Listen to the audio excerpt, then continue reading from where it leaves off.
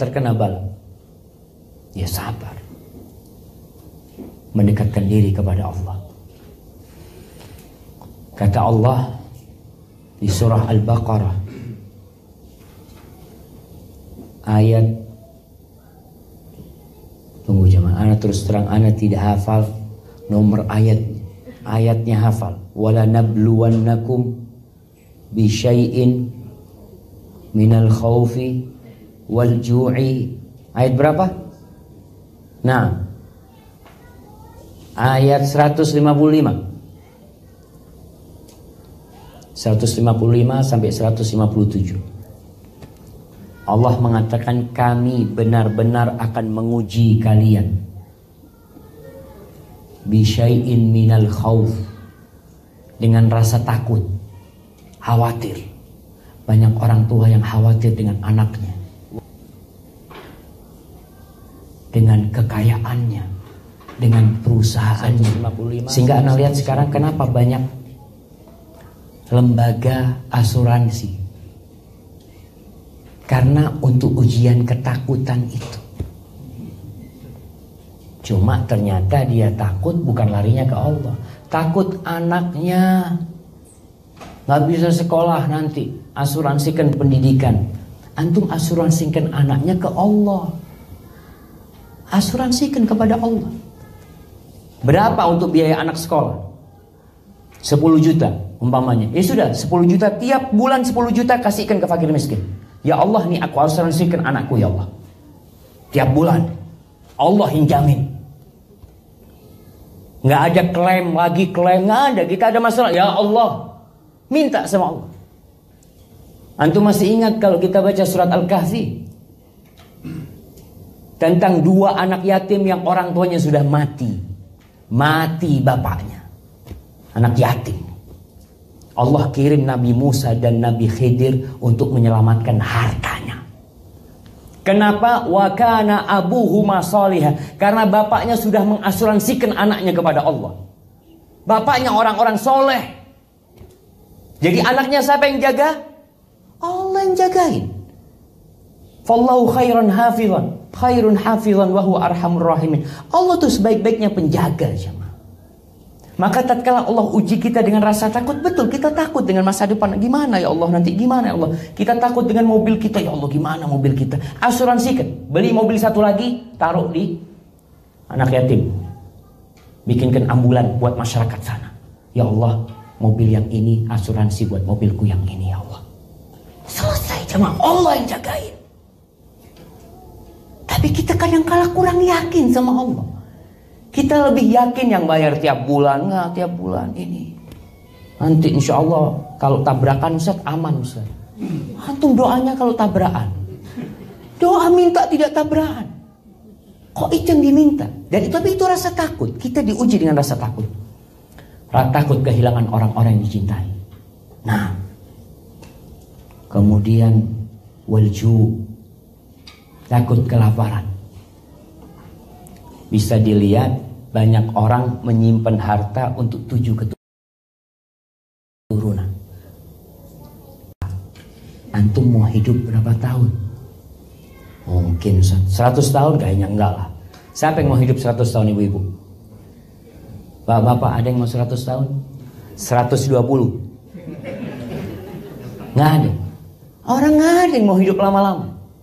Karena dia tahu tuh semakin tua semakin susah. Antum siapkan hidup mau berapa tahun? Ana mau hidup mau 70 tahun. Ya sudah. 1 tahun ana butuh duit berapa? 100 juta. Ya sudah kumpulkan segitu. Cukup sudah. Biaya hidup ana cukup, anak ana cukup. Sisanya Allah. Anak nanti gimana kalau mati? Ya, kan yang ngasih rezeki Allah. Walaupun kita harus perhatian sama anak-anak kita. Walju, Allah akan uji dengan kelaparan. Allah jemaah, mungkin sekarang sebagian di antara kita tidak pernah merasakan lapar. Maka Ramadan, puasa itu, ternyata puasa itu adalah anugerah buat orang-orang kaya. Sampai ada cerita, dia mengatakan, orang kaya ini Ustaz gak pernah enak makan Ustaz. Kenapa? Karena sebelum lapar sudah makan lagi. Ada makan lagi. Tapi kalau dia lapar banget, Masya Allah, enak makannya. Maka kita lihat kalau bulan Ramadan, kenapa harga makanan naik? Karena semua pada makan. Padahal seharusnya orang puasa itu kan harga makanan turun sedang puasa. Enggak, ternyata dia makannya enak ketika berbuka. Maka Allah uji kita dengan rasa lapar. Kemudian wanaksin minal amwal, kekurangan harta. Ana punya teman di Surabaya cerita, Ustaz, tahun lalu ana jual perumahan itu, Ustaz, kayak jualan kacang. Satu hari 60 unit, Ustaz. Sekarang 4 bulan gak ada yang beli, Ustaz. Allah uji ini. Allah akan uji kekurangan hartanya. Dia harus bayar utang sana, bayar sini. Wal anfus, kekurangan orang-orang yang dia cintai. Kalau kita kehilangan orang yang kita benci, itu bukan ujian. Karena alhamdulillah sudah mati, alhamdulillah. Ada istri-istri itu yang suka kita mati. Betul. Ini kejadian ini. Ana udah cerita beberapa kajian kejadian di Pekalongan. Ada dari Jember, seorang ibu-ibu berangkat ke Pekalongan. Dia ketemu sahibnya, suaminya baru meninggal. Maka dia mau takziah, mau belasungkawa. Ya Allah, kesian kamu ya ditinggal suami. Alhamdulillah, sudah mati, alhamdulillah. Capek urusin dia. Subhanallah. Jadi bapak-bapak ini jangan dikira istrinya seneng gitu kan. Mereka juga bosan gitu. Di sini, kalau ternyata yang meninggal itu orang yang dia cintai, itu ujian. Kehilangan orang yang dia cintai. Dan kalau kita lihat Nabi kita Muhammad SAW itu diuji ditinggal mati 3 putrinya. Ditinggal Khadijah. Bagaimana cintanya beliau dengan Khadijah. Ditinggal anaknya yang namanya Ummu Kalthum. Ditinggal Ruqayyah. Ditinggal Zainab. Hanya satu yang anaknya tidak ada di lembaran kebaikan Nabi SAW, yaitu Fatimah. Karena Fatimah meninggal setelah meninggalnya Rasulullah SAW. Artinya semua anak Nabi itu pahala kesabarannya ada di Nabi. Karena Nabi yang menghadapi kematian anak-anak. Sedangkan Fatimah, dia yang mendapatkan nilai kesabaran ditinggal mati oleh ayahnya. Maka kita kalau ditinggal mati oleh orang-orang kita cintai, ini ujian. Ini untuk mengangkat derajat, tergantung sikap kita tentunya. Lalu Allah katakan wathamarat, diuji dengan kekurangan buah-buahan. Kadangkala petani gagal panen, 100 hektar gagal panen. Allah kirim wereng, Allah kirim apa ke kebun-kebun, gak ada buah-buahan. Itu ujian dari Allah. Lalu gimana? Wabasyiris sabirin, berikan kabar gembira kepada orang-orang yang sabar. Jamaah rahimakumullah, ada perbedaan pendapat di antara para ulama, apakah bala itu menghapuskan dosa saja atau juga mengangkat derajat dan berpahala. Umpamanya mobil kita terbakar, kita tuh dihapuskan dosanya atau diangkat pahalanya. Para ulama menjelaskan, pendapat yang pertama mengatakan bala itu, sakit yang menimpa kita itu hanya untuk menghapuskan dosa. Pendapat yang kedua mengatakan enggak, bala itu menghapuskan dosa dan mengangkat derajat. Yang ketiga mengatakan bala itu akan berpahala kalau dalam rangka kebaikan. Orang berangkat haji patah kakinya, umpamanya, dia itu akan dapat pahala. Selain dihapuskan dosanya, dia akan dapat pahala. Tapi orang umpamanya main volley kemudian keseleo kakinya, itu dihapuskan dosa plus pahala atau dihapuskan dosa saja? Jemaah, iya, menurut pendapat itu karena dia bukan dalam rangka ibadah, bukan, dia dalam rangka hal-hal yang mubah saja, maka itu hanya akan dihapuskan dosanya. Seperti orang berangkat ke masjid tahu-tahu ditabrak sama orang, itu dia dapat 2. dosa dan pahala. Ada yang mengatakan tadi, orang akan mendapatkan pahala dengan sabarnya. Kalau kena musibah terus sabar, musibah itu menghapuskan dosa, sabarnya berpahala. Kan ada orang, ya Allah, anak sakit ya, mengeluh terus dia. Dia nggak akan dapat pahala, tapi dihapuskan dosanya saja. Maka Allah katakan wabasyiris sabirin, berikan kabar gembira kepada orang-orang yang sabar. Seperti apa sifat orang sabar? Kita ini udah sabar enggak? Kita ini kena musibah, mungkin di harta, di tubuh kita, di keluarga kita. Allah mengatakan alladzina idza asabathum musibatun qalu inna lillahi wa inna ilaihi raji'un.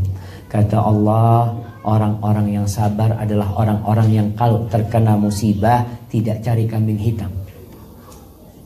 Tapi dia langsung mengatakan, kami ini milikmu ya Allah. Kami ini milikmu ya Allah.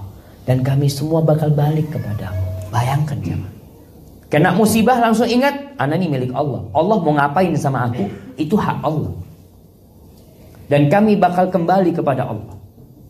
Jadi kita sadar, kalau kita merasakan ini karena dosa, kita bakal balik kepada Allah Jalla Jalaluh. Lalu Allah katakan, ulaika alaihim salawatum min rabbihim wa rahmah wa ulaika humul muhtadun. Itu orang-orang akan mendapatkan salawat, berkah hidupnya. Orang yang sabar itu berkah hidup. Dia walaupun sakit, dia walaupun menghadapi penyakit yang menimpa dia, ada yang kena jantung, ada yang harus pasang ring, mungkin ada yang kena kanker. Anak punya bibi, Masya Allah, dia kanker sampai meninggal dunia. Tapi anak lihat dia, subhanallah, anak ngomong, gimana kabarnya bibi? Alhamdulillah Syafiq, alhamdulillah, enakan, alhamdulillah, selalu bersyukur. Jadi akhirnya penyakit itu tidak membahayakan dia. Yang mematikan itu ajal. Ajal yang mematikan. Ada orang gak sakit mati, gak sakit sama sekali, baru makan tadi malam mati. Bawa ke dokter, kenapa? Iya, jantungnya berhenti. Ya berhentilah orang mati. Mana tuh? Sudah waktunya dia mati. Jadi kalau kita bicara mati, penyakit itu tidak mematikan. Yang mematikan itu apa? Ajal yang datang menyebut dia. Makanya kadang-kala ada orang sakit bertahun-tahun dirawat di atas ranjang. Anaknya mati, menantunya mati. Ini orang masih hidup. Kenapa? Karena ajalnya belum datang. Berikan kabar gembira kepada orang-orang yang sabar. Mereka akan mendapatkan rahmat dari Allah Subhanahu wa taala. Ulaika alaihim salawatun min rabbihim wa rahmah wa ulaika humul muhtadun. Itu orang-orang yang mendapatkan petunjuk. Bagaimana mereka mendapatkan petunjuk? Mungkin kita bisa baca di surah At-Taghabun.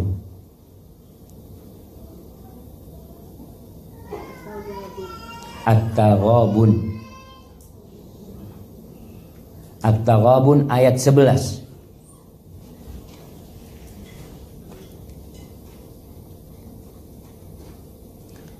Udah dapat? Allah mengatakan ma asaba min musibatin illa biiznillah. Tidak ada satupun musibah yang menimpa melainkan itu dengan izin Allah. Dengan izin Allah. Wa man yu'min billah yahdi qalbah. Barang siapa yang beriman kalau ini dari Allah, Allah akan kasih hidayah di hatinya. Dia tahu musibah ini udah ketentuan Allah. Aku gak akan bisa berbuat apa-apa. Karena ada seorang ibu yang ditinggal mati anaknya, akhirnya dia menyalahkan suaminya. Ini gara-gara abang nih, ana sudah bilang bawa ke rumah sakit sana, ana sudah bilang jangan ke dokter sana, ana sudah bilang ini, sudah bilang ini. Subhanallah, sudah selesai urusannya. Kita harus beriman sama Allah. Kalau anak kita memang takdirnya mati, mau dibawa ke dokter manapun, maka kita harus tahu tidak ada satupun musibah melainkan itu sudah dengan izin Allah. Waman yu'min billahi yahdi qalbah. Yang beriman kepada Allah, beriman dengan takdir Allah, maka Allah akan berikan hidayah kepadanya. Wallahu bikulli syai'in alim. Allah itu maha mengetahui atas segala sesuatu. Sekarang apa saja yang membantu kita untuk bersabar? Kita juga berdoa, seorang suami menguatkan istrinya ketika kena musibah, seorang anak menguatkan ayahnya ketika kena musibah, ibunya ketika kena musibah. Karena ada penyakit-penyakit yang membuat orang putus asa untuk hidup, jamaah. Ada. Maka ini tugas keluarga untuk menguatkan. Lebih baik mana, mati cepat atau mati lambat?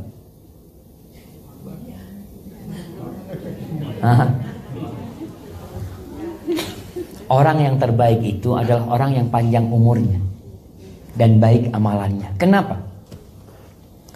Kalau ada orang umur 40 tahun meninggal dunia, dia berbuat amal soleh. Lalu ada orang umur 45 tahun meninggal dunia, dia beramal soleh. Mana yang lebih baik? Yang 45 tahun. Sama-sama nih amalannya. Sa'ad bin Abi Waqqas, sahabat Nabi, dia punya sohib dua. Dua sohibnya ini masuk Islamnya bareng. Yang satu itu ahli ibadah, yang satu biasa-biasa aja. Ibadah tapi tidak tekun seperti yang pertama. Sohib Sa'ad yang pertama ini meninggal dunia di medan perang, mati syahid. Yang kedua nggak mati. Setahun kemudian mati biasa. Akhirnya suatu hari Sa'ad bin Abi Waqqas bermimpi. Dia bermimpi seakan-akan kiamat telah terjadi. Sa'ad bin Abi Waqqas sedang berada di depan pintu surga bersama dua temannya. Mau masuk surga, nunggu dibukakan. Tahu-tahu ada yang keluar dari pintu surga, memanggil yang matinya terlambat. Yang mati biasa dipanggil, masuk surga. Masuk dia. Tunggu berapa lama, datang lagi dia, manggil temannya yang mati syahid. Kemudian setelah masuk, keluar lagi, kamu belum waktunya. Kata dia, bangun Sa'ad bin Abi Waqqas dari tidurnya. Dia cerita kepada orang-orang tentang mimpi dia. Para sahabat kebingungan, kok bisa ya? Mereka secara umur Islamnya kan bareng. Umur masuk Islamnya bareng masuk Islamnya. Kemudian yang satu lebih ahli ibadah, mati jihad. Kok masuk surganya terlambat? Kok malah yang masuk surga lebih dahulu itu yang biasa-biasa aja? Akhirnya berita itu sampai terdengar oleh Rasulullah SAW. Lalu Nabi mengatakan kepada mereka, mimma ta'jabun, kenapa kalian kok heran? Yaitu Nabi SAW ini orangnya biasa-biasa, tapi masuk surga lebih dulu. Itu yang ahli ibadah, bahkan mati syahid terlambat. Lalu Nabi menjelaskan SAW tentang rahasianya. Yang pertama beliau katakan, alaysa asha ba'dahu sanah, bukankah umurnya tambah 1 tahun orang itu? Iya Nabi SAW, hidup setelah temannya setahun. Berapa banyak dia sholat selama setahun? Selama setahun itu berapa banyak dia sholat? Thumma adraka Ramadan, bukankah dia mendapatkan bulan Ramadan? Fasoma fi Ramadan, dan dia puasa di bulan Ramadan? Iya, kata para sahabat. Fa inna bainahu wa bainahu, sesungguhnya jarak antara orang itu dan yang kedua itu seperti langit dan bumi derajat. Makanya jangan minta mati. Kita kan nggak boleh minta mati. Karena ya Allah, aduh kayaknya anak males hidup sudah. Kenapa? Karena merasakan penyakit. Setiap hari ketika engkau merasakan sakit itu, setiap hari pula derajatmu akan diangkat. Pahalanya beda jemaah. Orang yang tidak sakit dengan orang yang sakit beda pahalanya. Nanti orang-orang yang sehat, yang mati dalam kondisi sehat, nggak sakit-sakitan, di hari kiamat ketika melihat pahala buat orang-orang yang kena bala, mereka ingin kulit mereka itu digunting-gunting.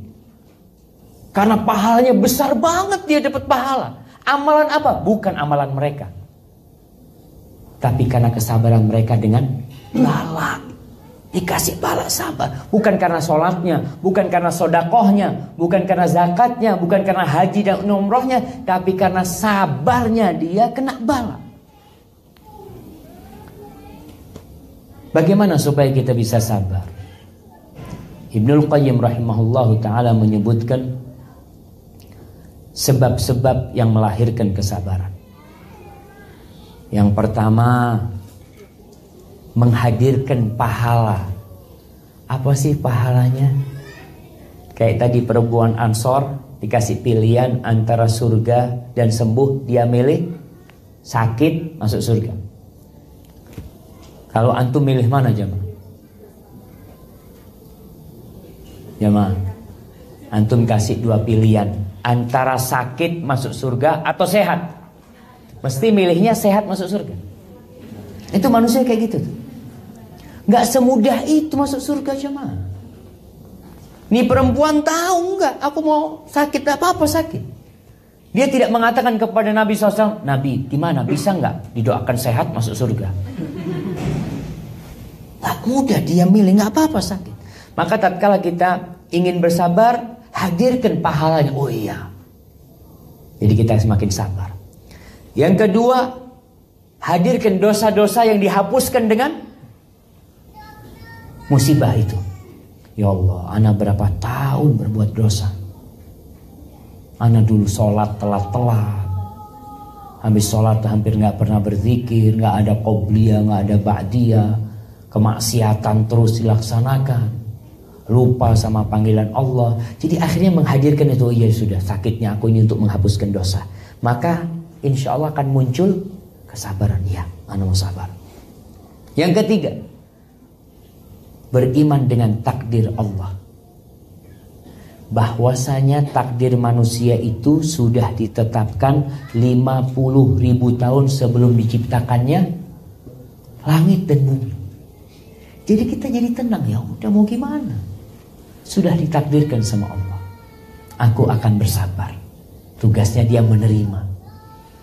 Kemudian berkaitan dengan beriman dengan takdir ini, apakah kalau kita mengeluh jamaah kita akan sembuh? Kalau kita mengadu ke orang, setiap ada orang cerita, ya Allah, kenapa ya Allah tadi? Ya itu anak ini musibah nggak berhenti Ustaz. Terus anak akan sabar Ustaz. Jadi kalau mengeluh itu ada dua macam. Mengeluh yang boleh dan mengeluh yang tidak boleh. Mengeluh yang boleh itu orang sakit ketika ada temannya berkunjung. Sakit, iya anak sakit. Sininya sakit. Dia mengucapkan mana letak sakitnya supaya didoakan, supaya diobatin, itu gak apa-apa. Tapi yang tidak boleh mengeluh itu, jadi mengeluh memberikan informasi itu boleh.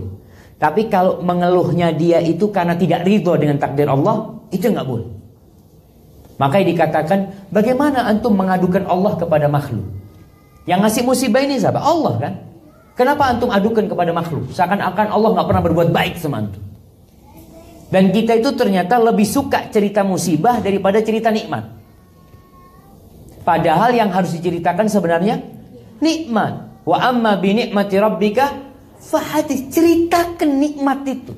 Datang alhamdulillah ana dapat nikmat ini, dapat nikmat itu. Takut kalau cerita nikmat.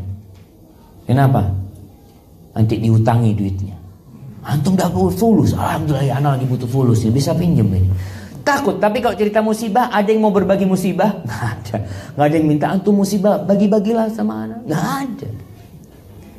Maka ingat, kalau kita cerita musibah itu untuk informasi supaya diobatin, atau mungkin orang itu, anak ini sakit ini nih, antum mungkin tahu obatnya, nggak apa-apa. Tapi kalau ceritanya itu untuk mengeluhkan Allah, maka tidak boleh. Hadirkan kalau itu takdir Allah Jalla Jalaluh. Kemudian yang keempat, dia menghadirkan apa hak Allah kalau aku kena musibah ini. Aku ini kan diciptakan untuk beribadah. Sekarang posisiku sakit nih. Posisiku bangkrut. Posisiku di PHK. Posisiku ditinggal lari sama istrinya. Atau ditinggal mati oleh anaknya. Maka dia menghadirkan, oh ini nih haknya Allah pada waktu ini apa? Bersabar ya. Karena kan dalam beribadah itu ada syukur, ada sabar. Saat ini berarti yang harus aku lakukan sabar. Jamaah, tingkatan sabar ini sebenarnya tingkatan paling rendah dalam beribadah. Tingkatan yang kedua itu ridho. Sabar, naik lagi ridho. Ridho, aku ridho. Pasti ada hikmahnya. Udah ridho dia. Tingkatan yang paling tinggi syukur. Dia mengatakan alhamdulillah Zat, ana sakit alhamdulillah. Kalau nggak tahu ana sudah jadi apa. Itu sudah tingkatannya syukur nih. Alhamdulillah ana sakit kayak gini, ana nggak bisa kemana-mana. Ana dulu suka sama teman-teman kemana-mana. Na'udzubillah, alhamdulillah Allah kasih ana sakit sehingga ana tidak bisa keluar negeri, ana tidak bisa kemana-mana. Ana bersyukur sama Allah. Ini tingkatan yang paling tinggi jemaah. Karena memandang apa? Memandang ya Allah ini nikmat dari Allah. Sebagian orang itu jamaah gara-gara dosa nggak bisa sholat malam. 4 bulan dia nggak sholat malam. Dia sedih. Ini gara-gara satu dosa nih anakku nggak bisa sholat malam. Antum gara-gara sakit bisa sholat malam. Nikmat nggak? Gara-gara sakit alhamdulillah Ustaz. Ana dulu nggak pernah baca Quran, sakit tiap hari 1 juz. Alhamdulillah. Bukankah nikmat? Jadi kita menyaksikan akhirnya bala itu jadi nikmat. Ini anugerah nih dari Allah. Itu tingkatan tadi. Sabar itu ya sudah, sabar itu menahan diri dari emosi apa itu sabar. Nggak ngomong yang macam-macam itu sabar. Yang kedua ridho, yang ketiga syukur. Maka usahakan kita sampai ke tingkat syukur itu jamaah. Rasul SAW menjelaskan tentang seorang yang ditinggal mati sama anaknya. Allah ketika ngutus malaikat mencabut nyawa salah satu anaknya hamba Allah. Allah tanya, anak kok jadi kepingin sama yang hijau-hijau ini? Cuma apa ini? Coba tunggu sebentar. Alhamdulillah. Nah, sampai mana kita? Nah, sampai yang meninggal itu tadi itu. Jadi meninggal dunia ini anaknya dicabut. Akhirnya Allah tanya sama malaikatnya, qabattum walad abdi, kalian habis mencabut nyawa hambaku? Iya ya Allah. Qabattum samrata fuadihi, kalian habis mencabut nyawa buah hatinya. Artinya anak ini dicintai. Karena ada orang tua yang kepingin anaknya mati. Allah mudah-mudahan mati aja dia. Ini enggak, ini buah hatinya. Memang cinta dia sama anaknya. Lalu Allah bertanya kepada malaikat-malaikatnya. Dan Allah tahu sebenarnya dengan kejadian itu. Tapi Allah ingin menunjukkan rahmatnya. Madza qala abdi, apa yang dikatakan oleh hambaku ketika kalian cabut nyawanya? Kata malaikat-malaikat ini, hamidaka wastarja. Dia mengatakan alhamdulillah. Dan dia mengatakan inna lillahi wa inna ilaihi raji'un. Dia bersyukur. Lalu apa? Kata Allah, ubnu li abdi baitan fil jannah wa sammuhu baital hamdi. Bangunkan rumah buat hambaku, khusus buat hambaku ini. Kasih nama rumahnya, rumah pujian. Karena dapat musibah, tapi memuji Allah. Di sini ini tingkatan yang tinggi sekali. Dari mana kita bisa menghadirkan itu? Ya lihat kepada hikmah-hikmahnya yang ada di balik situ. Kemudian yang ke-5, dia melihat bahwasanya ini karena dosanya. Dia berdosa, ya Allah, ini karena dosa ya Allah. Ya mudah-mudahan diampuni sama Allah dosa-dosaku. Akhirnya perasaan seperti itu membuat kita istighfar sama Allah. Astaghfirullah, astaghfirullah, astaghfirullah. Ali bin Abi Thalib mengatakan, ma nazala bala'un, tidaklah satu bala turun melainkan dengan dosa. Wala rufi'a illa bitaubah, dan tidak diangkat kecuali dengan taubat. Kita tahu tadi di yang kedua kita meyakini dosa ini menghapuskan musibah itu menghapuskan dosa. Di yang kelima ini mendorong kita musibah itu untuk istighfar. Karena dia tahu ini gak akan diangkat kecuali dengan taubat. Ya sudah kita taubat. Ustaz, anak udah taubat terus Ustaz, tapi penyakitnya kok gak sembuh-sembuh Ustaz. Balaknya kok terus bersambung. Berarti mau diangkat derajat antum sama Allah. Terus husnudzon sama Allah. Terus mau diangkat. Kan tadi disampaikan, akan ada derajat yang tidak bisa dicapai dengan amalan. Antum mau sholat malam terus gak tercapai itu. Tercapainya dengan apa? Dengan musibah. Kenapa para nabi balaknya paling berat? Kalau bicara penyakit, siapa yang penyakitnya lebih berat daripada Nabi Ayub? Ditinggal mati sama anaknya, hartanya habis semua sendirian dia. Sama istrinya doang. Sampai istrinya punya keinginan ninggalkan dia. Akhirnya Allah sembuhkan dia. Jadi balak yang paling berat itu Nabi kita Muhammad SAW. Adakah hamba yang lebih dicintai Allah daripada Nabi kita SAW? Nggak ada. Ketika beliau sakit dijenguk oleh Abdullah bin Mas'ud atau oleh Abu Musa al-Ash'ari, dipegang badannya Nabi. Pada waktu itu pakai selimut Nabi. Panasnya itu tembus ke atas selimut. Kata sahabat ini, ya Rasulullah, innaka tu'akuwa'kan syadidan. Wahai Rasul SAW, sakitmu ini parah banget. Artinya sahabat ini tidak pernah melihat sahabat lain sakit seperti ini. Apa kata Nabi SAW? Naam, inni u'akuwa'kar rajulaini minkum. Sakitku ini sakitnya 2 orang di antara kalian. Double sakitnya Nabi. Tanya sahabat ini, adzalika, apakah itu karena engkau akan mendapatkan pahala double? Iya, kata Rasulullah SAW. Jadi kita faham, kita istighfar, terus istighfar, minta ampun sama Allah, husnudzon sama Allah, mudah-mudahan itu akan mengangkat derajat kita. Kemudian yang ke-6, hendaklah kita mengetahui kalau Allah lah yang memilihkan buat kita penyakit dan musibah ini. Allah yang memilihkan buat kita. Masa kita nggak ridho sama pilihan Allah? Kadang-kala bagaimana seorang istri yang dibawain hadiah sama suaminya. Dibawain hadiah, lalu si istri ngomong, bang ini bukan seleraku bang. Bagaimana kira-kira perasaan suami? Anak pernah ketemu suami berangkat umroh, anak ngomong, bang abang belikan hadiah lah buat istri mau pulang. Ustaz, anak sakit hati sama si Ran. Setiap dibeliin baju, oh anak gak suka yang warna ini. Anak, ya Allah, dikasih ribut. Maka ini tadi, Allah memberikan kepada kita bala. Ini kan Allah ridho berarti sama kita, bala ini sama kita. Terus kenapa kita marah-marah? Maka hadirkan, ya Allah, kalau Allah yang berkehendak maka aku harus terima. Ini naik tingkat menjadi ridho. Iya, terima. Walaupun berat, siapa yang gak suka sama penyakit? Nggak ada. Bahkan nggak boleh minta penyakit. Nggak boleh minta penyakit. Pernah Nabi SAW datang ke rumahnya sahabat. Sahabat ini sakit parah sampai seperti anaknya ayam yang berpenyakitan. Lalu Nabi bertanya, hal da'autallah bisyai'? Apakah kamu berdoa minta sesuatu sama Allah? Kok bisa sampai kayak gini sakitnya?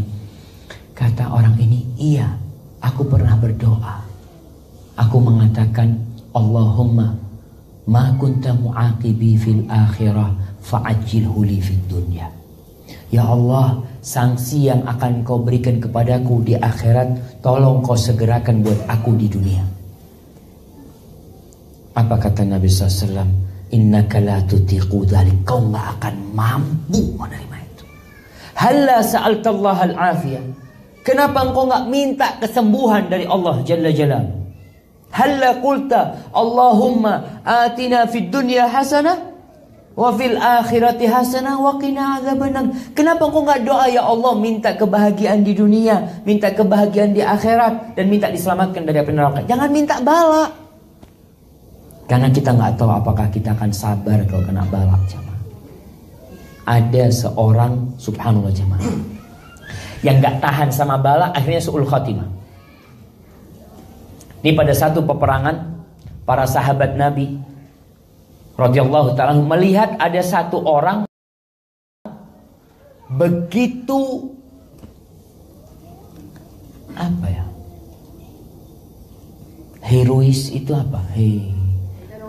Heroik itu apa bahasa Indonesianya? Apa? Agresif banget. Iyalah, agresif lah. Begitu semangatnya dia berperang, dia sampai sahabat mengatakan, ya Rasulullah, hari ini tidak ada yang berperang seperti fulan. Artinya hari ini harinya dia. Yang mana kata Nabi SAW? Yang itu Rasulullah SAW. Ditunjukkan, huwa finnar, orang itu di neraka tempatnya. Bayangkan jamaah, itu sahabat bingung dengan ucapan Nabi. Ini yang semangat kayak gini masuk neraka, gimana dengan kita? Maka diikutin orang ini, dilihat, diikuti. Ternyata setelah peperangan dia itu terluka dan tidak tahan dengan lukanya. Dia ambil itu pedang, ditaruh di dadanya, dia bunuh diri. Di sini kita nggak tahu kalau kita kena bala sabar apa enggak, kita nggak tahu. Oleh karena itu jangan minta bala, minta kesembuhan kepada Allah Jalla Jalaluhu. Kemudian yang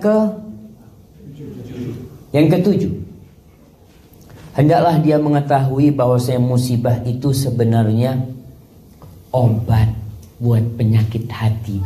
Musibah di badan, yang sembuh hatinya. Kita tuh punya penyakit sombong. Oh, kita sok kita ini.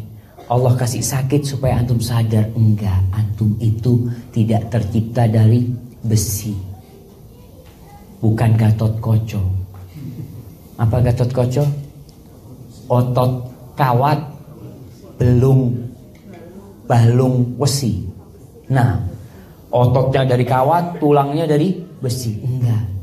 Jadi ternyata penyakit ini, musibah ini obat dari Allah buat kita. Jadi kalau saya, iya ya Allah ya, anak dengan penyakit ini alhamdulillah hilang kesombongan anak, hilang kecongkakan anak. Jadi anak sadar anak ini makhluk yang lemah. Dan tahu Allah ngasih itu memang udah pas gitu. Kita kalau ke dokter, dikasih dokter itu obat pas. Dokter ngomong ini diminum 3 kali sehari. Kita minum 5 kali, overdosis. Jangan. Artinya sudah kita yakinlah Allah itu yang lebih tahu. Memang ini obat untuk aku.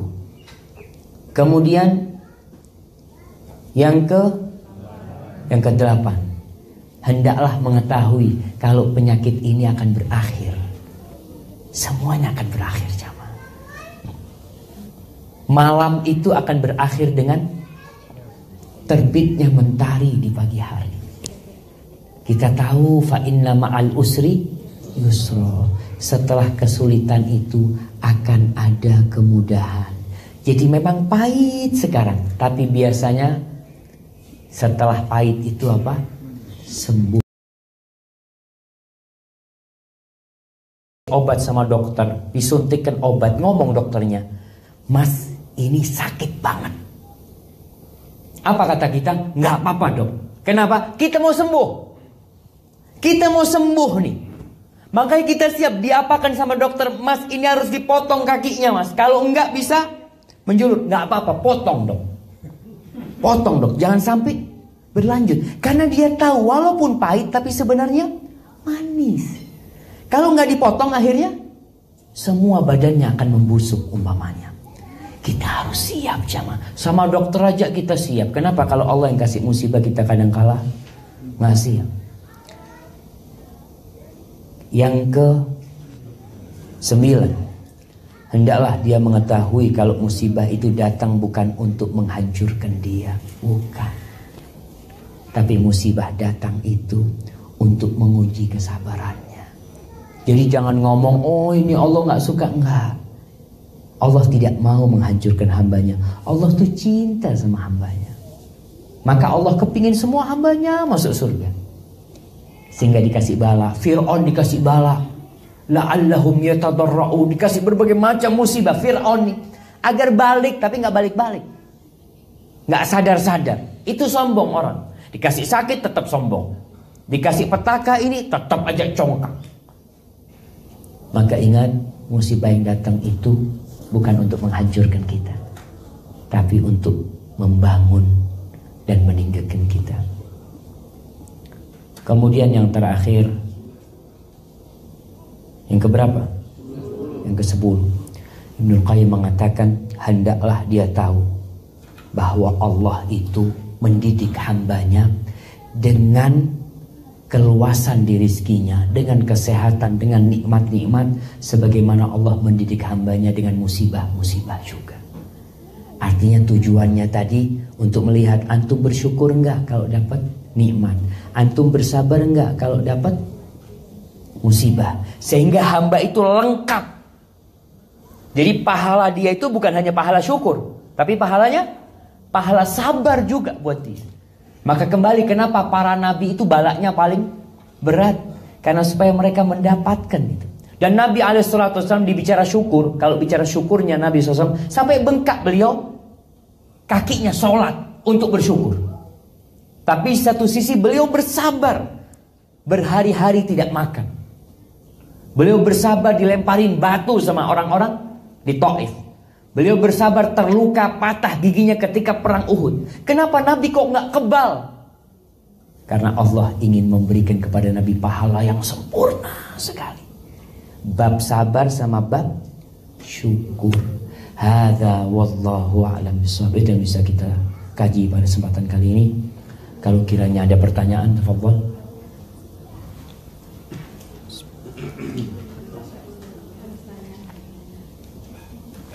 Masya Allah, saklah.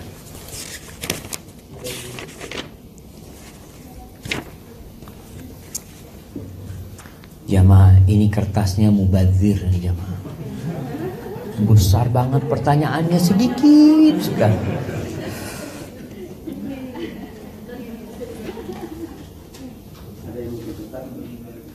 Assalamualaikum warahmatullahi wabarakatuh. Sabar itu tidak ada batasnya.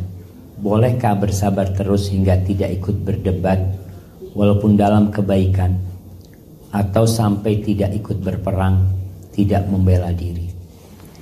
Nah, ini harus kita pahami makna sabar itu apa sih? Tadi kan kita sampaikan sabar itu menahan diri untuk tidak melakukan tindakan yang dimurkain Allah, baik ucapan, baik perbuatan.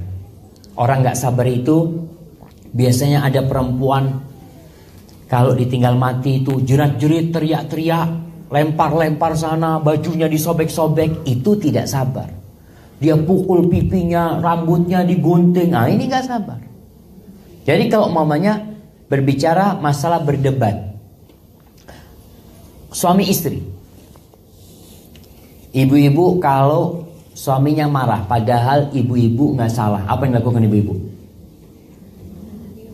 Ibu-ibu apa yang dilakukan? Bela diri. Anak ini gak salah. Yang salah itu apa panggil suaminya? Kalau sudah marah gak ada sayang-sayang. Jadi kalau bicara itu apakah sabar? Iya, artinya seorang istri yang dapat ujian suami yang suka marah ini itu macam-macam, istri sabar, tahu yang salah suaminya, tapi jangan dibalikin ke suaminya. Dikatakan iya, aku minta maaf. Selesai nggak urusannya? Kalau sang istri tidak membantah suaminya, selesai nggak urusannya? Selesailah. Yang bikin pertentangan dan perangan di dalam rumah itu karena ada yang membantah. Rasul sallallahu alaihi wasallam mengatakan, ana zaimun bi baitin fi rabadil jannah liman tarakal mira'a wa in kana muhiqqan. Aku menjaminkan sebuah rumah di pelataran surga. Ini asuransi dari Nabi. Nabi kasih asuransi. Rumah di pelataran surga, bukan di Menteng. Di pelataran surga. Bagi siapa? Bagi yang meninggalkan perdebatan walaupun dia benar. Jadi kita itu kadang-kala ada apa dilanjutkan debat. Ini bukan untuk cari kebenaran, ini menang-menangan. Kita diam aja. Iya sudah, makasih banyak. Kadang-kala suami istri ribut hanya masalah soto. Kata dia, soto yang paling enak di mana? Oh, sebelah sana. Oh, nggak salah. Yang sebelah sana, nggak pernah nyobain. Akhirnya ribut gara-gara soto. Subhanallah, katakan suaminya soto. Iya bang, paling enak di sana bang. Suami itu akhirnya bingung. Iya, nggak ada lanjutannya. Nggak ada, sudah. Bangnya mau terus. Selesai sebenarnya. Jadi kalau masalah sabar itu tidak ikut berdebat, ya kita tidak perlu berdebat panjang lebar kalau memang tidak menghasilkan apa-apa. Atau sampai tidak ikut berperang. Wah, ini bukan masalah bersabar. Perang itu butuh kesabaran. Perang itu butuh sabar. Atau akan terluka, akan apa. Maka bukan berarti orang yang bersabar itu tidak ikut berperang. Mereka berperang. Tapi sesuai kapan harus berperang umat Islam. Kemudian tidak membela diri. Kalau membela diri kita harus bela diri ketika dibutuhkan. Nabi SAW dikatakan syair, sahir, kahin, penyair, dukun, penyihir. Pernah beliau balas? Pernah beliau bela diri? Enggak. Apa kata fasbir ala ma yaqulun? Sabar atas ucapan-ucapan mereka. Jadi kita harus melihat kapan kita membela diri dan kapan kita berdiam diri.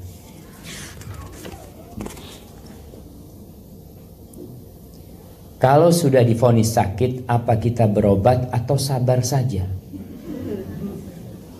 Jamaah, udah disampaikan apa artinya sabar. Sabar itu tidak mengeluh, tidak macam-macam. Berobat tidak bertentangan dengan sabar, enggak. Jadi antum berobat tapi antum sabar. Kalau antum enggak lah, ana tidak akan berobat. Terus ya ana akan bersabar saja. Bersabar itu tadi tidak emosi, tidak macam-macam. Berobat diperintahkan. Nabi alaihissalatu wasallam mengatakan tadawaw, kalian berobatlah, tapi jangan berobat dengan yang haram. Dia perintah Nabi alaihissalatu wasallam berobat. Kemudian kita berobat operasi untuk mencegah, pencegahan boleh enggak? Kalau bicara operasi, ana wallahu a'lam bishawab, maksudnya ini operasi untuk mencegah. Kayak apa jawabannya? Modelnya? Ada yang operasi untuk mencegah?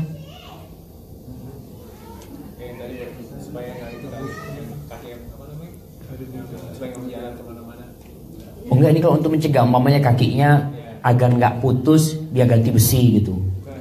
Bukan. Oh enggak, ini usus buntu kayaknya. Iya, artinya usus itu dipotong supaya nggak kena usus buntu, nggak boleh. Nggak boleh. Kenapa? Karena ciptaan Allah sempurna, jangan dirusak.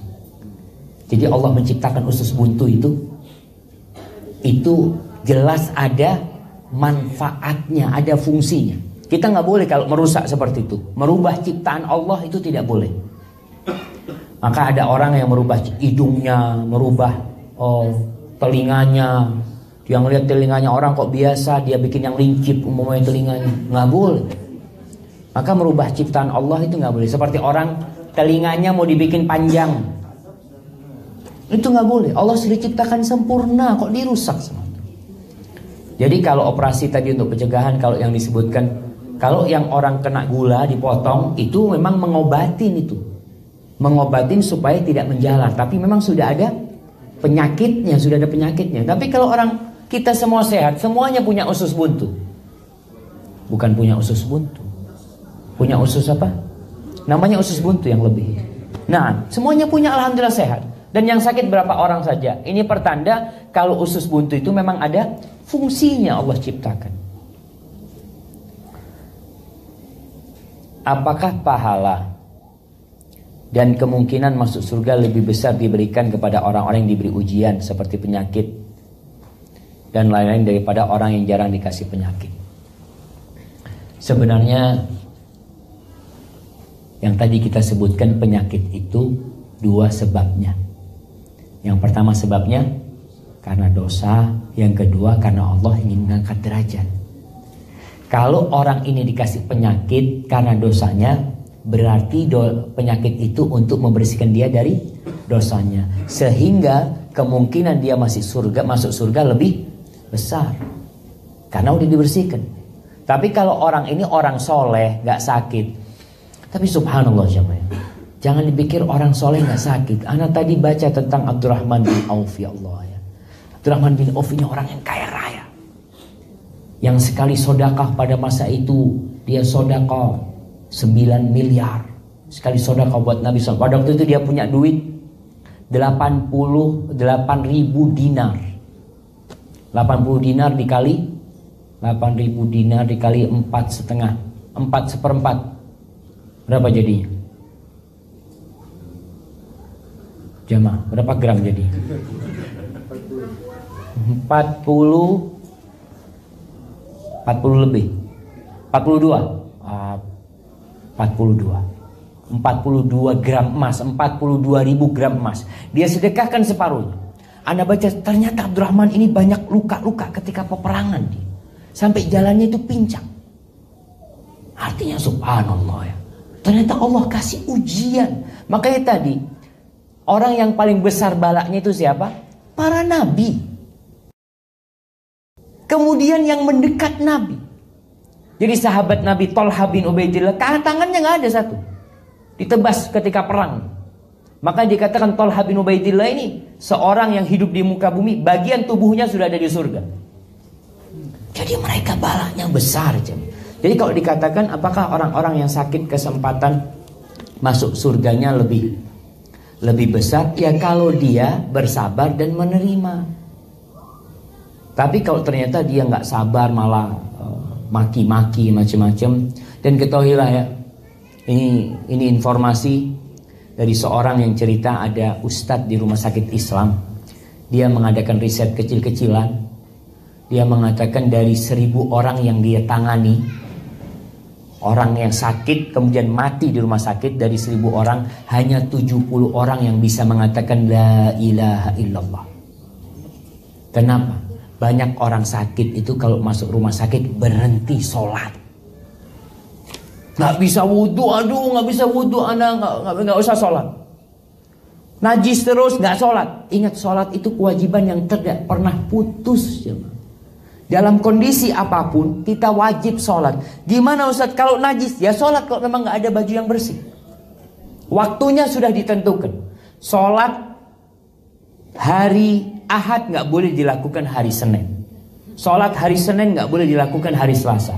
Inna sholata kanat alal mu'minina kitaban mauquta. Waktunya sudah ditetapkan. Dan ana lihat banyak orang sakit memang berhenti. Keluarganya juga nggak menyuruh dia sholat. Nggak, gampang nanti kalau sembuh Ustaz, sholat Ustaz. Enak banget. Terus siapa yang menjamin antum akan sembuh? Siapa yang menjamin? Bisa jadi antum mati meninggalkan sholat. Su'ul khotimah. Maka tadi kalau dibicarakan sakit, ya kalau dia sabar insya Allah masuk surga. Kan kata Allah wa basyiris sabirin. Kemudian orang yang bersyukur masuk surga juga. Jadi orang yang bersabar masuk surga, orang yang bersyukur masuk surga. Orang yang sehat terus dia bersyukur masuk surga. Tapi pahalanya beda dengan yang sabar.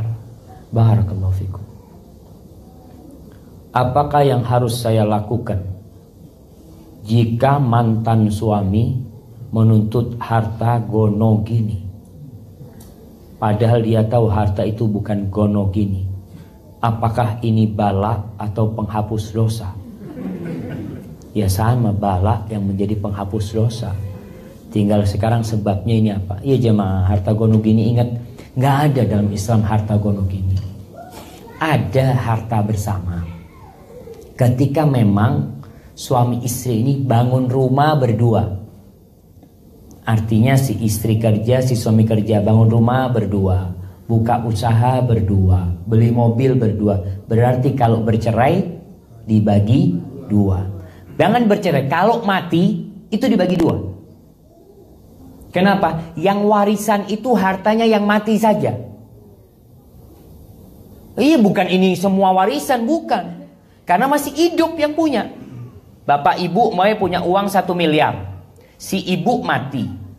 Berarti yang warisan cuma yang 500 juta. Yang 500 juta punya bapak. Kembalikan, ini punya bapak, belum warisan.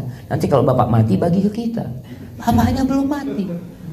Jadi kalau bicara harta gono gini ini tadi kalau memang hasil usaha bersama bareng-bareng. Tapi kalau suami hanya datang bawa sandal sama baju, kemudian cerai, enggak, anak minta rumah dibagi 2, haram buat dia.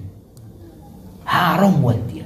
Dia ngambil, seorang suami mengambil maharnya lagi aja haram. Mengambil maharnya, umpamanya dia kasih mahar istrinya mas-masan. Mas-masan. Emas. Dikasih emas. Berapa banyak? Berapa gram? 100. Waktu itu 100 gram. Waktu nikah. Anggap 100 gram. Dan kemudian sang suami, Dek, aku lagi gak punya duit, Dek. Aku minta lah. Enggak mas, kalau gak dikasih aku ceraikan nanti kau. Nah, haram dia tuh. Ini ada pemaksaan. Itu miliknya istri, gak boleh diambil. Bagaimana kalau itu bukan mahar, tapi memang hartanya istri? Artinya rumah ini si suami masuk ke rumahnya istrinya. Lalu suami keluar minta bagian harta gono gini. Maka dia berdosa, dia makan haram selama hidupnya, ngambil uangnya istrinya tersebut. Kemudian bagaimana? Apakah ini bala atau penghapus dosa? Ya lihat kondisi kita. Kita ini banyak dosa. Jadi kalau kita yang kena bala, maka kita husnudzon sama Allah, suudzon sama diri kita. Artinya iya ini karena dosa. Tapi kalau orang lain yang kena bala, kita husnudzon sama dia. Mungkin Allah mau mengangkat derajat dia.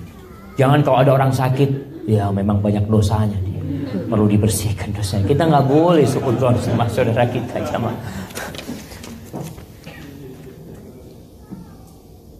Ustadz mohon nasihatnya agar kami dalam menghadapi ujian yang berat dan lama berlarut-larut tidak terus larut dalam kesedihan sehingga sering menyalahkan diri dan kondisi, bahkan terkadang jadi malas beribadah, jadi terasa malas beribadah. Apakah ini karena was-was syaitan? Jazakallah khairan. Subhanallah, betul, itu was-was syaitan. Tadi yang orang akhirnya dikasih sakit, yang diinginkan syaitan, orang ini putus asa. Ada dua dosa besar yang kita sering lupa.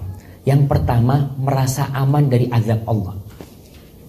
Oh, Allah itu maha pengasih. Padahal kita banyak dosa, tapi merasa aman dari azab Allah. Yang kedua, putus asa dari rahmat Allah. Jadi merasa aman dari azab Allah itu dosa besar. Putus asa dari rahmat Allah. Ya Allah, kayaknya udah gak mungkin. Kayaknya Allah gak bakal nyembuhkan aku. Kayaknya ini suudzon sama Allah. Maka bagaimana menghilangkan itu tadi yang kita sudah sampaikan. Yang 10 poin tadi itu. Ingat kalau ini untuk mengangkat derajat. Ingat kalau ini pilihan Allah. Ingat pahalanya berbeda tentunya. Musibah. Dan kita jamaah disuruh melihat kepada kenikmatan yang Allah berikan. Allah mengatakan fa inna ma'al usri yusra. Itu pasti. Tapi biasanya kita hanya melihat kepada penyakit. Yang sakit mana? Kakinya doang kan. Tangannya doang kan. Yang lainnya kan gak sakit. Tapi kita selalu seakan-akan semuanya sakit. Enggak. Oleh karena itu dilarang kita mengatakan ta'isa badani. Enggak boleh seorang muslim mengatakan bahasa Jawanya itu loro kabeh. Sakit semua anak. Bohong antum bilang sakit semua. Semuanya sakit. Ini kan orang enggak bersyukur jemaah. Telinganya sakit? Ya enggak sih telinganya. Kukunya sakit? Enggak sih. Terus mana yang sakit? Punggungnya. Ya bilang punggungnya sakit. Kok bilang sakit semua? Ini termasuk orang yang gak bersyukur jemaah. Maka lihatlah kepada nikmat Allah. Kemudian supaya bisa lebih bersabar, lihat orang yang musibahnya lebih berat. Makanya sering-sering berkunjung ke rumah sakit. Ya Allah jemaah. Ana dapat kiriman foto di Jember itu. Ada satu anak masih mungkin umur 7 tahun ya. Dia terkena kanker atau tumor ya. Jadi matanya 2 sudah keluar jemaah. Ya Allah. Kita kalau melihat kayak gitu ternyata anti lebih banyak nikmat. Maka diperintahkan untuk melihat kepada yang di bawah kita. Kalau kita ngeliat fulan, ya Allah fulan enak banget sehat ya. Waduh fulan sehat, kita nggak akan bersyukur. Tapi kalau kita ke rumah sakit lihat orang-orang sakit, pulang sujud syukur. Alhamdulillah ya Allah. Maka sering-sering melihat yang di bawah kita. Apakah bala kesalahan orang tua dapat menjadikan musibah cobaan kepada anak istrinya? Jamaah, kita ketahui bahwasanya dosa orang lain itu tidak akan ditanggung oleh anak orang lain. Dosanya si A tidak akan ditanggung oleh B. Tapi ada dosa-dosa yang menyebabkan petaka untuk orang banyak. Allah mengatakan wattaqu fitnatan la tusibanna alladzina zalamu minkum khassah. Kalian takutlah kepada musibah, kepada petaka, kepada azab yang tidak hanya menimpa pelaku dosa saja, tapi semuanya kena dosa. Contohnya ketika gempa bumi. Apakah yang kena azab itu cuma pelaku dosa? Enggak, bayi, anak-anak, orang yang lagi sujud sholat kena kejatuhan. Longsor, satu kampung longsor semuanya. Tertimbun tanah umpamanya. Nah, itu kan musibahnya yang melakukan dosa mungkin cuma berapa orang. Tapi semua nanti akan mendapatkan pahala sesuai dengan amalannya. Dibangkitkan yang mati-mati dalam musibah ini akan dibangkitkan sesuai dengan niat mereka. Kondisi mereka di dunia gimana? Gimana kalau sekarang ini orang tua melakukan dosa, istri kena, anak kena. Kadangkala istri membiarkan dosa itu. Padahal istri bisa gugat cerai. Dia tahu suaminya udah gak benar. Bawa perempuan ke rumahnya umpamanya, minum. Tapi si istri tetap enggak, aku akan bertahan. Kesian sama anak-anak. Berarti dosanya siapa? Istri membiarkan hal itu karena takut gak bisa makan. Padahal yang ngasih makan itu Allah. Maka perlu diperhatikan. Suami juga kadangkala istrinya sudah keterlaluan melakukan dosa. Dengan peringatan. Kasih peringatan sama Allah tetap. Kasih peringatan tetap dengan kemaksiatan. Dikasih penyakit, sembuh, balik lagi berbuat dosa. Akhirnya Allah buka segala kenikmatan buat dia. Gak sakit-sakit lagi sudah. Gak bangkrut-bangkrut lagi. Semua kenikmatan Allah berikan kepada dia. Sampai ketika dia gembira dengan pencapaian dia, akhadnahum baghtah. Allah cabut nyawanya dalam kondisi dia tidak siap. Orang kalau sakit itu masih bisa istighfar jemaah. Tapi kalau dia mati di mobil belum sempat, orang sakit sepekan biasanya akan istighfar tiap hari, akan berusaha minta maaf sana sini. Indah, di mobilnya Allah cabut, mati dalam kondisi belum siap. Apa yang terjadi? Mereka putus asa sudah. Karena tidak punya kesempatan untuk bertaubat. Itu yang namanya istidraj. Gimana cara kita tahu bala yang diberikan oleh Allah Subhanahu wa ta'ala mengangkat dosa atau meninggikan derajat? Ya dari orangnya. Para nabi jelas bala buat mereka itu bukan untuk menghapuskan dosa. Ada yang untuk menghapuskan dosa. Seperti balanya Nabi siapa? Nabi Adam. Nabi Adam diturunkan dari surga untuk menghapuskan dosa dan mengangkat derajatnya. Nabi Yunus alaihissalam. Jadi kalau orang ini orang yang ahli ibadah, insya Allah mengangkat derajat. Kalau kita, ya insya Allah menghapuskan dosa dan mengangkat derajat. Mudah-mudahan seperti itu. Bismillah. Bila ada yang sakit, bilangnya sabar. Tapi saat sakit sekali berucap maaf. Berucap maaf dan mau mati saja. Apa itu sabar? Saat membaik dijawab, ya beginilah mau apa lagi. Apa itu sabar? Ya tadi gak boleh kita minta mati.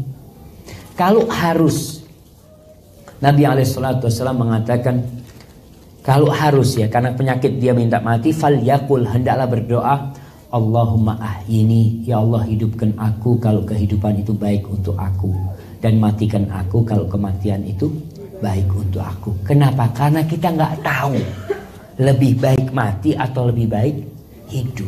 Kita kan hanya perasaan, pikirnya kita kalau mati selesai, kita mati ditunggu sama malaikat mungkar nakir. Betul saja. Wallahualam kita nggak tahu. Bagaimana memberinya, menghibur agar ia sabar dan istighfar dan ingat Allah SWT. Tadi 10 poin yang disampaikan itu, ingatkan dengan pahala, ingatkan kalau dia ridho akan diangkat derajatnya, akan mendapatkan tingkatan-tingkatan yang mungkin tidak dicapai dengan amalannya. Jamaah, jam berapa jamaah? Masya Allah. Taib, ana selesaikan nih. Anak saudara saya sering sakit, usianya masih balita.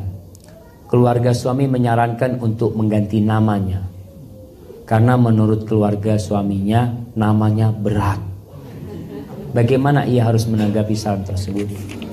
Jamaah, ana izin minum air dulu.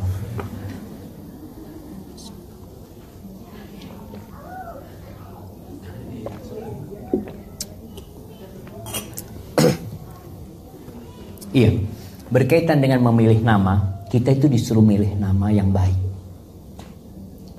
Makanya Rasulullah SAW kalau ada sahabat namanya buruk diganti.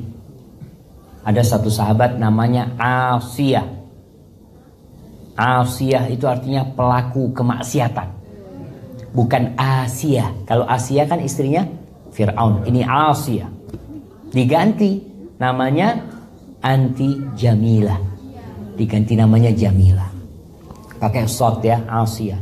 Ada lagi sahabat yang namanya Sarik bin Zolim. Sarik itu pencuri, bapaknya itu namanya Zolim. Sarik bin Zolim. Diganti sama Nabi SAW. Ini namanya, orang Arab itu namanya dulu buruk guru. Kenapa dia mengatakan nama budaknya itu bagus-bagus, tapi nama anaknya buruk. Ketika ditanya kenapa kalian menamakan anak-anak kalian kok dinamain singa, namain apa macam-macam, kata dia, kami memberi nama anak kami buat musuh-musuh kami. Jadi supaya takut, Sarik, pencuri ini, zalim. Jadi dia takut. Kalau budaknya kami kasih nama budak kami ya buat kami, kan kita ingin budak yang robah, yang baik, Bilal, yang namanya itu mengandung kebaikan. Ada suatu hari sahabat Nabi Sallallahu Alaihi Wasallam namanya Hazan. Hazan itu keras kepala. Keras kepala, sulit. Ditanya sama Nabi SAW, Masmuk, namanya antum siapa? Hazan, kata orang ini. Apa kata Nabi SAW? Bal anta sahal. Enggak, engkau orangnya mudah. Sahal itu mudah.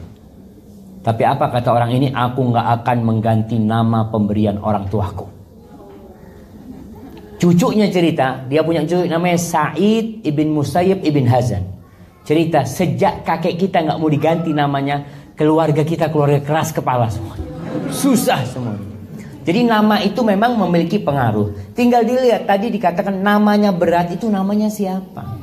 Dan anak kalau boleh usul ya, kepada yang mau punya anak lagi, ibu-ibu nih, bapak-bapak yang punya anak lagi, kalau ngasih nama anak itu satu aja, namanya satu. Nama Nabi kita siapa? Muhammad bin Abdullah. Namanya Abu Bakar, Abdullah. Abu Bakar itu gelarnya, Abdullah namanya, bin Abi Quhafa. Namanya Umar, Umar saja, Umar bin Khattab. Khattab itu nama bapaknya. Kemudian namanya Utsman, Utsman saja. Sekarang namanya orang Muhammad Ali Utsman Abdullah. Itu satu orang jemaah. Diborong semua namanya sahabat ini. Cukup satu. Satu cukup, yang kedua nama bapaknya, terus nama kakeknya. Cuma ya keren-kerenan itu sekarang jemaah. Ada yang namanya campuran nama bapak sama ibunya digabungkan. Kenapa? Supaya keren, ya Allah. Nasabnya anak itu sama bapak sama ibu. Sama bapak. Sama bapaknya. Nasabkan kepada bapaknya. Ibu nggak usah iri. Enak banget dia sama bapaknya. Memang kayak gitu. Kalau nasabnya ke ibunya saja, jadi anak zina. Iya, nasabnya itu ke bapak. Yang boleh nasab ke ibu itu cuma Nabi Isa alaihissalam. Tidak punya bapak, itu berkaitan dengan nama. Jadi kalau dikatakan ganti nama, kalau memang namanya itu buruk, diganti. Diganti.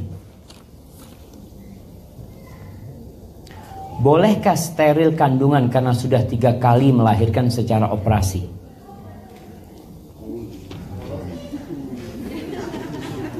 Jemaah, ini bicara banyak anak ya. Karena Rasulullah SAW menganjurkan kita banyak anak. Apakah memang orang sesar itu cukup 3 kali? Atau bisa lebih? Bisa lebih, tergantung kondisi ibunya. Jadi kemarin ada seorang wanita di Australia, kita lagi kajian, dia ngomong, Ustaz, anak mau tanya Ustaz, anak ini hamil yang kelima Ustaz, semuanya sesar, bentar lagi sesar nih Ustaz, boleh nggak anak steril? Kata dia. Anak tanya sama dia, anti merasa sakit nggak?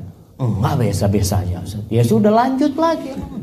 Insya Allah mudah-mudahan diberkahi. Artinya niatkan jamaah, niatkan nih ketika mau punya anak ini memang hendak memperbanyak umatnya Nabi Muhammad SAW. Subhanallah ya.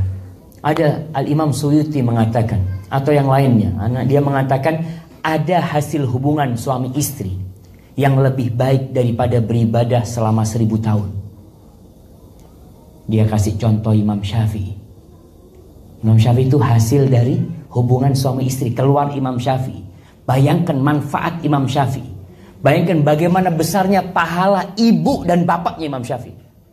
Anaknya ini manfaatnya kepada seluruh umat manusia. Maka kita ketika kepingin punya anak itu, niatkan memang untuk ibadah. Ya Allah, mudah-mudahan lahir anak-anak yang soleh, yang memberikan manfaat kepada umat. Sampai Umar bin Khattab radhiyallahu taala anhu, dia mengatakan, aku itu kadang kalau nggak punya hasrat sama istrinya, tapi dia paksain datangin istrinya dengan harapan dari hasil itu dikeluarkan hamba yang bertasbih kepada Allah SWT. Bagaimana sikap kita di saat orang tua selalu menyumpahin anak dengan kata yang tidak baik? Apakah Allah ijabahi sumpah dari orang tua tersebut? Bisa jemaah, bisa. Allah tuh ngabulkan. Makanya Nabi SAW mengatakan, la tad'u ala anfusikum wala ala dawabikum wala ala ahlikum. Jangan mendoakan keburukan diri kalian. Kadang-kadang orang mengatakan, udah kalau anak biar anak tabrakan sungguhan. Jangan mendoakan anaknya keburukan, keluarganya keburukan, suaminya disumpahin, mudah-mudahan tabrakan. Akhirnya pulang jadi jenazah, nangis-nangis. Maka hati-hati dengan lisannya. Kita nggak tahu, kadang-kala ada waktu mustajab kemudian dikabulkan itu doa. Maka bagaimana sikap anak terhadap orang tua yang seperti itu? Ya, berusaha untuk tidak melakukan tindakan yang menyebabkan orang tua nyumpahin. Dan bilang sama orang tua, ya ibu kalau mau doain anak, doainlah semoga dapat hidayah. Makanya orang tua tuh nggak boleh manggil anaknya bandel. Yang bandel sini. Akhirnya sampai tua bandel. Tapi panggil yang hidayat, sini yang hidayat. Insya Allah, mudah-mudahan dapat hidayah maksudnya. Mudah-mudahan anaknya dapat hidayah. Maka itu termasuk doa. Hadza wallahu a'lam bishawab. Itu yang bisa Anda sampaikan. Apabila benar itu dari Allah Jalla Jalaluh. Kalau ada yang salah dan kurang berkenan, itu dari diri Anda pribadi. Allah dan Rasulnya terbebaskan dari kesalahan itu. Subhanakallahumma wa bihamdika asyhadu an la ilaha illa anta astaghfiruka wa atubu ilaik. Assalamualaikum warahmatullahi wabarakatuh.